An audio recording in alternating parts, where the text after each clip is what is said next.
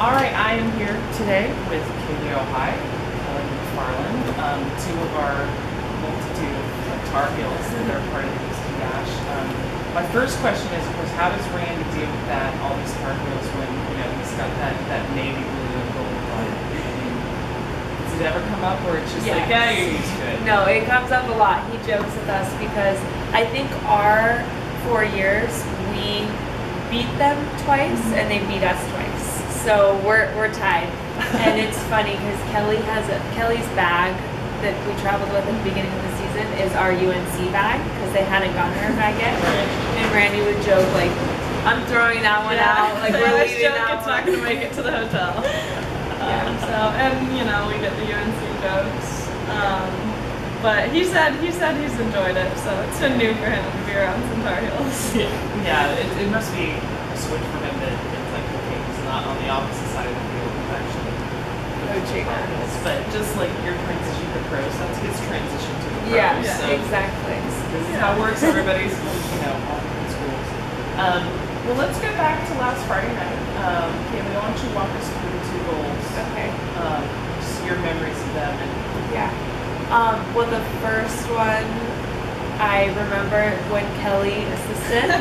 I didn't know she was gonna get there because she kind of slid, and so, which always happens with Kelly because I'm like, there's no way she's gonna get there, and then somehow she gets there, and so she passed it to me, and I was dribbling, and I feel like throughout my career, that's like the shot that I use. That's like my shot. So I kind of cut it back and just rolled it, and I was so excited to tie the game, and then. The second goal, it happened so fast after. Do you guys know how? 5 minutes. Yeah. Yeah, it was so close that I had to watch it again because I was like, I don't even remember scoring that goal. But yeah, Jordan played a perfect pass and that one was with my left foot. And then not long after that, you almost had a great assist to Jordan. Yeah, I know, it was close, but that would have been cool. And I'm sure this has come up already, but was there any discussion or possibility of you taking that PK, or was Ella the designated PK taker for the match? Or how do you guys decide to She wasn't really designated. We were joking yesterday, Randy and Brian were like, you should have taken it and gotten your hat trick, but she stepped up and wanted to take it, and we've had some bad luck with PKs, so yeah. I mean, it was good that it was a different person taking it than who had taken it and missed before, and obviously Noella wasn't on the field, so you didn't have her take it. And now I didn't think about that till afterwards. Oh, why didn't they give Ohai the hat trick? I'm sure it didn't even occur to you. I did. Now, have you taken PKs before? Yeah, I think me and Melissa are going to be, one of us will be taking the next one. They're going to just rotate to see until someone makes it. Well, let's talk about Melissa Henderson. Randy bringing her in last week. I think it made a huge difference Friday night. But talk about how it impacted you on the field. Yeah, I mean, you played with her a lot more than me, but I think for her to come in, she hadn't even been able to train with us at all yet. She just got in and she kind of got thrown out on the field. And I think she did a really good job. She went the full 90. She was involved in, I know the first goal, I think the second one too. She created a lot. She almost had one herself too.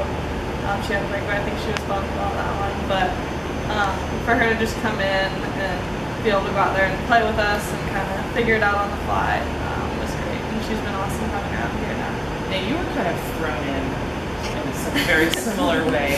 In case people haven't read the article of graduation ceremony. Get to Houston. I think what your dad then drove, followed you to Houston, it's like same as the Allie asking me, the kid person, hey, I need to make this jersey of this new player. So what was that like, kind of going from, all right, you had trialed with the Dash, but you had wanted to finish your degree, and so what was, did you and Randy leave it open-ended, or? I stayed in touch with Randy the whole time. The way it worked out, I came out and tried out and all that, and then we just stayed in touch because I had to go back and finish a couple classes. But we stayed in touch, and I knew that I was going to come back in once I finished school. It was just kind of figuring out the timing of everything, and then kind of last minute was like, oh, we need you to get here because of paperwork and whatever else needed to be done. So yeah, I flew in the Sunday night of graduation, so it was definitely a whirlwind. And it A was little a faster Wednesday than I night expected. game. But yeah, the game was Wednesday. But yeah, I knew we'd stayed in touch, and I'd been following the team and talking to Kealia, so it wasn't too hard. So, and then you're coming into an environment with, you know, one of your, not just teammates, but you guys were the same year in North Carolina. So it just kind of continues that tradition. And you have a younger sister, like Carolina. Yeah, I do. Yeah, she just finished her freshman year. She'll be a sophomore in the fall. What was it like playing with your sister? It was really fun. It was good for us because, you know, I'd been gone in college for a couple years. We hadn't spent as much time together, but it was fun. And now we're close to the same age, so we've become really good friends. So that was really awesome. Now you, your sister, didn't play North Carolina. She played at USC. And you guys, would you have overlapped? Probably Yeah, one year. Yeah. We almost played We almost played them freshman year. They played Notre Dame actually the game before us.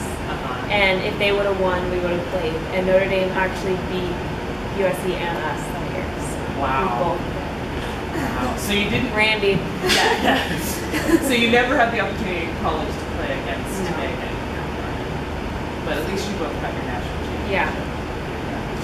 Well, let's talk a little bit about Houston. I mean, you knew Houston already, you know, with family being here. But Kelly, have you been? I hadn't. I'd only been out here the week of trials, and I stayed with Kealia and her sister, which was nice of them. And then now I'm staying with a host family, and they're great. Kind of letting my way around the city. We'll go out to dinner and stuff. The team. It's a little bit different from Northern California. Yeah, a little bit. But no, I really enjoy it. It's the weather is what everybody talks about, but it hasn't been too bad. I know it'll probably get hotter, but it's pretty hot and humid in North Carolina. It doesn't so much get hotter than this. It's just so humid. Yeah. And the season of this is pretty long. Yeah. So August might get a little bit more humid, but I think you get most of it. Yeah. Yeah. It's been fun though. Definitely kind of exploring a new city. I mean, I love Houston. We found some fun things to do. Well, and tell us about the nightmare road trip. Well, not road trip, but like the nightmare away game trip to. We have a different perspective of that, and this story is going to make you laugh. Okay. So first let's set the stage that you guys had away games at Sky Blue in New Jersey. 4-hour lightning delay, 4 hour plus, and then they finally say, okay, we're going to reschedule. Yeah, it was around like 11 at night. Yeah. And then the next day, you're trying to get home. Yeah. Well, actually, to start off the trip, we drove to the airport together, and on our way to the airport, got a flat tire. So it just started and we were like, it was bad. Luckily, my sister was visiting, so we made it to the airport and then left her with the car to fix it, so we could catch our flight. Yeah. So it started off bad. So then we get to the airport and realize we have a delay. But it was only supposed to be on the way back. Yeah, on the way back, and it was only supposed to be two hours or something. And it kept just getting pushed back, and then finally we board. So we're like, yes, we're gonna get out of here. We're almost home. Yeah, and the plane, the weather is bad in Houston, and we're sitting on the runway. No, we took off. Remember? We sat on the runway for like an hour. Okay. Before that, yeah. So sitting on the runway for like an hour, and then finally we take off, and we're just like, we made it. Then you want to tell the next part? We're like, everybody's kind of talking about the time. We're thinking we're almost done with the flight. We're about to land, and they come over to the intercom and they're like, we're in a holding pattern or whatever they say. There's bad weather in Houston. We can't land. They've closed the airport right now. And so I think we kind of circled or whatever for a while, and then they're like, we have to go land in Austin to refuel. And by this point, everyone's just like, we were supposed to be back by like noon, and it's already like 4. And we had been like planning our day, like let's go like shopping or let's like whatever. And then they're like, we're landing in Austin, and we were like, you gotta get So we land in Austin, and they won't let us off the plane. None of us have eaten. We're so hungry, and they're like, if you get off the plane, you can't get back on. You have to find your way. Because they didn't have any gates, because all the planes had landed in Austin, I guess.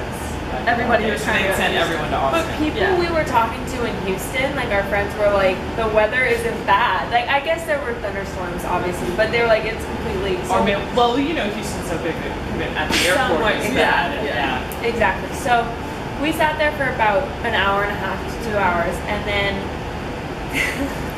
it just so happened that me and Kelly were sitting next to each other, and I don't know how this happened, but my sister and Brian went to Austin that weekend for just a getaway, and they happened to get sick. They got some sort of some sort of sickness. So they were like, we have to go home, like we're sick. And it was the day that we landed in Austin. And so me and Kelly kind of started talking, and we're like, we're getting off this plane. And some of the girls had talked about renting a car, but we were like, I don't know if we should do that. So I called my sister, and I'm like, is there any way you can come to the airport and pick us up? But they only had 2 seats in their car. So me and Kelly were like, oh my, we feel so bad. And we couldn't tell if we should leave and drive 3 hours because they might take off and get there for us. Right. So they come over the intercom, and they're like, we're taking people right now, like you have to decide. But like we only have like 6 seats left in the the bus or the van that was coming to pick people up. So we just like, we didn't even really tell him. We just grabbed our stuff and got off the plane. The whole way home we were like, the whole way home we were pulling over so that Brian and Megan could throw up because they were so sick. We were like, I know they're gonna kill me for that. But I was literally like, this is the trip from hell. And then the whole time. That's probably better than the people stuck on the tarmac. Well, so yeah, that's what we were figuring. Like they'll end up taking off. We'll get back around the same time. Like it'll be fine. And we're driving and we're texting our teammates who are still on the plane because nobody else had left when we left. So we were like, oh geez, like I hope they're not mad at us. We feel so bad. And they were still sitting there. And at this point, we were like, we got home at maybe like 9 something. They got home at like still 3. in Austin. And finally, because what happened is, right when they were cleared to go land in Houston, weather hit Austin, and they weren't allowed to leave Austin. And me and Kelly were like, we really want this plane to take off because they're gonna kill us. And we got home, like took a shower, went to bed, and they. And I think eventually,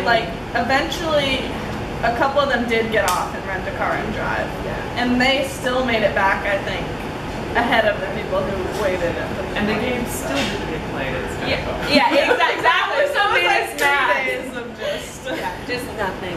It was good team At bonding. least the Chicago game with the delay. Like the game got played. You know, but yeah. Oh, road trips. Yeah. All right. Well, let's wrap it up with a little bit of Tar Heel trivia. Keeper Notes always likes to finish with a little bit of trivia. And you're only competing against yourself as a group. Okay, not good. each other. Oh, so we're a team. Yeah, Okay, you're a team. You know, We're used to being a team. no pressure. It's really just for bragging rights, you know, out there to the public and to other cardinals. We need that. We get a lot of A lot of it. All right. So, how many team national championships has North Carolina won? Not including women's soccer. Because I'm sure you can spout the number. Oh, of I was like 22. That's That's a good question. I want to say the total is somewhere around 40 or 50, which gives like 20 to everyone else. Yeah. We're about even. Roughly, yeah, that's good. That's what we're like, no, that's completely wrong. Now, how many men's soccer titles does North Carolina I have? think I know this. I can see it on that They sign. won our sophomore year. Yeah, we've got Much signs easier to up. count there. Yes, I know. They get Final Four appearances on the sign, and we still have more. I'm sorry, but we do. Okay. I want to say, Five. Two. They won in 2001 and 2011. Okay. Now, do you know the member of the Dynamo front office that was on the 2019?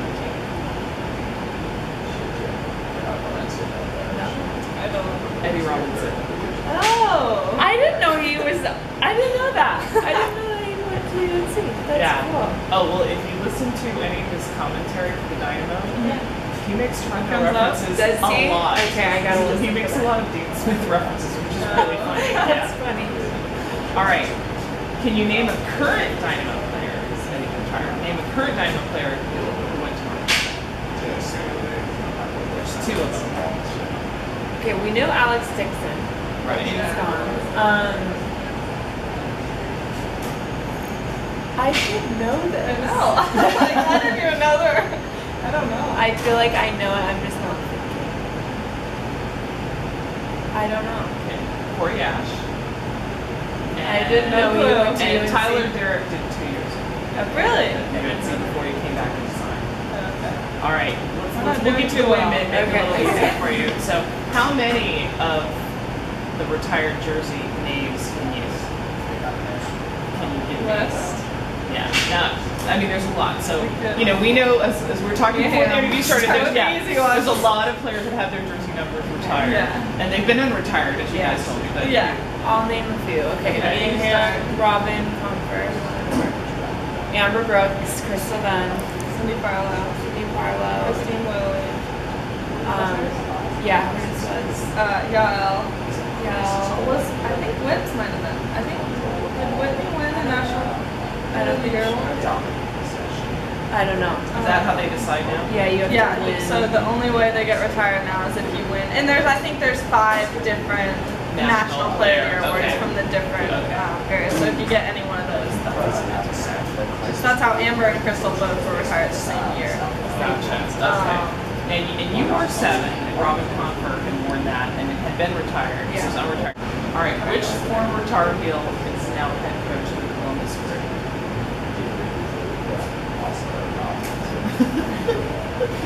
I don't know.